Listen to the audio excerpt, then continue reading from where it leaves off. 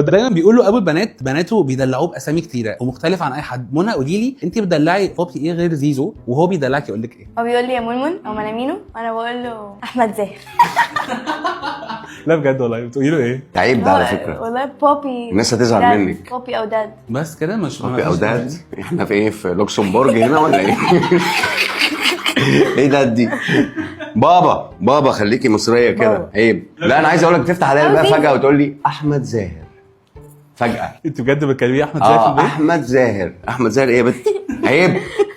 وانا بيقولوا عليكي ان انت اشقى واحده واكتر واحده تعبتيهم وانت صغيره. دلوقتي بقى ايه اكتر حاجه بتتعبيهم فيها في البيت؟ انت كنت شقيه جدا جدا وانت صغيره وكنت مطلعه عينيهم في البيت، كلنا كنا عارفين، مصر كلها كانت عارفه. دلوقتي بقى الدنيا عامله ايه؟ هديتي شويه؟ تعباهم ازاي في البيت؟ قولي لي. لا انا هديت شويه جدا. كتير صح؟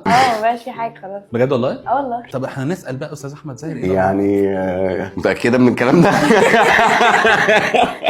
لا منى لسه شايل حاجة. وبعدين لما تكون عايزه حاجه اجرك الله، ما ينفعش تهرب، ما ينفعش تسكتها، هي مستمره لو ساعتين هي مستمره، مفيش زن بقى.